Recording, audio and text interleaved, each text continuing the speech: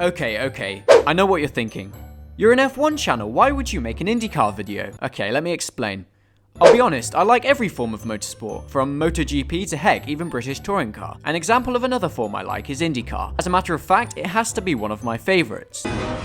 Not again. My subs. It's gonna kill me. It's probably important for me to clarify that I am not in contact with IndyCar in any way. I just genuinely believe the opinions that I express in this video. So for those of you who aren't familiar with IndyCar, or just want to watch a fellow fan speak passionately, strap in because today we are looking at the question why IndyCar is actually really good.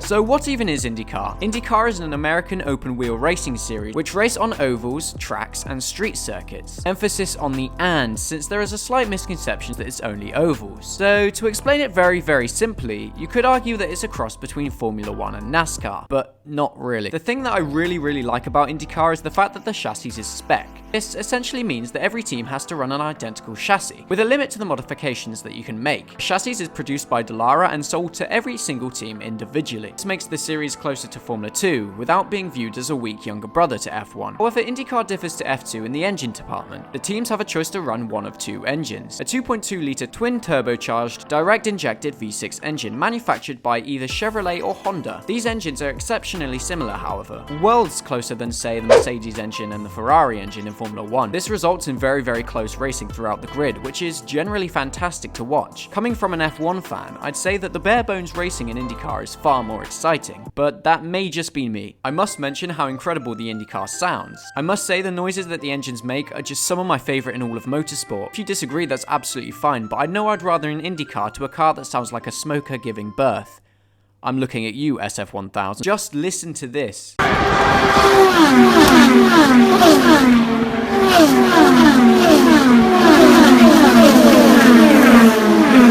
Of course, 30 cars barreling around an oval at 240 mph is going to sound incredible, and I must admit, one of my dreams in life is going to the Indy 500. The atmosphere genuinely seems amazing, and man, I want to go so much. According to IndyCar themselves, they are, and I quote, the fastest and closest form of motorsport in the world. Yes, that is obviously a case of a company trying to appeal to people, however, I could only agree with them on this one. And besides, the employee that wrote that probably looked at F1 during this turbo hybrid era. There are some facts that I thought were cool and backed up this point well. There have been 96 races where the margin of victory has been less than a second. The fastest race in the IndyCar series was in 2003 with an average speed of 207.151 mph. There have been 8 races with a margin of less than 1/10 of a second between its first, second and third finishes. 31 tracks and 46 drivers have been involved in the 96 races with a margin of victory less than a second. So I suppose you could summarize IndyCar as an ultimate crossover between F1, F2 and NASCAR. Every race I have ever watched has been incredibly close and very unpredictable. Obviously there are rare occurrences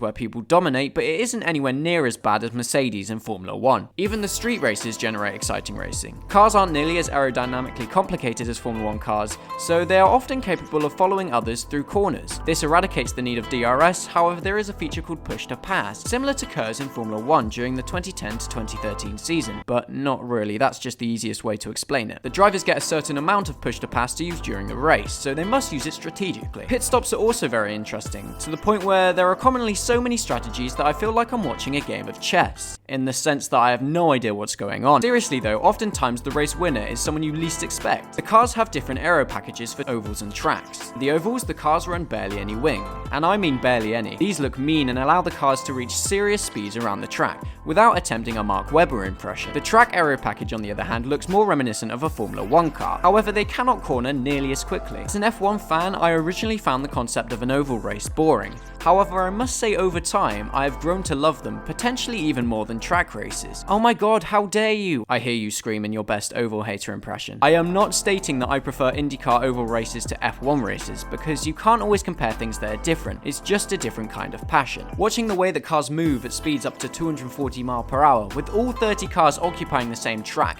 is genuinely incredible. Ballsy overtakes, the close calls and the, well, inevitable caution really make races such as the Indy 500 fascinating, although some of the crashes that occur are absolutely horrendous, such as Scott Dixon's.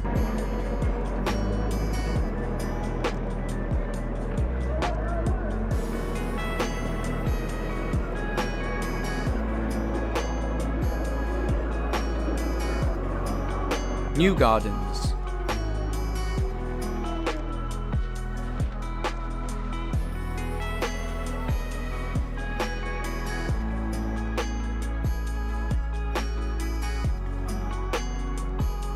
or Robert Wickens' horror crash.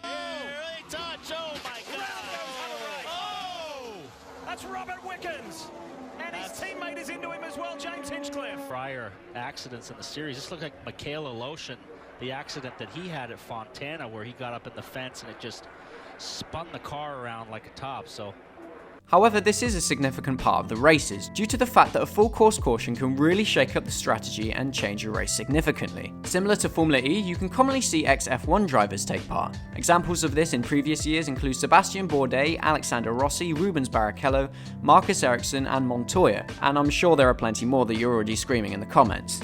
Let me guess, it's Max Chilton. And obviously next season we're going to see Romain Grosjean at Dale Coyne Racing, which means that he's occupying the same grid as Marcus Ericsson again, which can only mean one thing. I by no means have the time or will to go over all the recent seasons of IndyCar. However, I will talk about the last season. Scott Dixon from Chip Ganassi started the season with a bang, winning the first 3 oval races of the season. However, after that, his results plummeted, only scoring one more win all season. This would allow Penske driver Josef Newgarden to catch Dixon up in the championship, after winning 4 races and taking the fight all the way up to the final rounds in Petersburg, where Dixon ultimately won. These two were the class of the field, however we did see a range of race winners and podium sitters. Going into the 2021 season, nothing is predictable, apart from, Ericsson hitting Grosjean. Where every team has a similar package, anyone could prevail. Obviously, the older, more experienced teams such as Penske and Chip Ganassi have the advantage when it comes to facilities, however anything could happen. Towards the end of the last season, we saw McLaren getting much closer to the front, so will we see McLaren up there?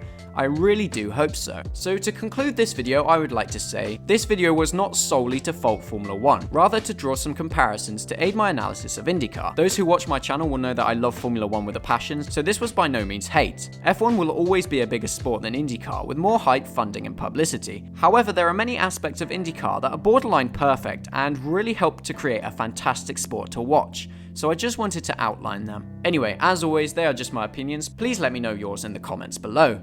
Do you like IndyCar? If so, why? If not, why not? I'd love to know. If you enjoyed this video enough to watch more, please remember to subscribe to this channel, because it does truly help me out. I know YouTubers say that all the time and it's annoying, but it's true. Anyway, if you do all of those things, I will see you all in the next video. But until then, take care and thank you very much for watching.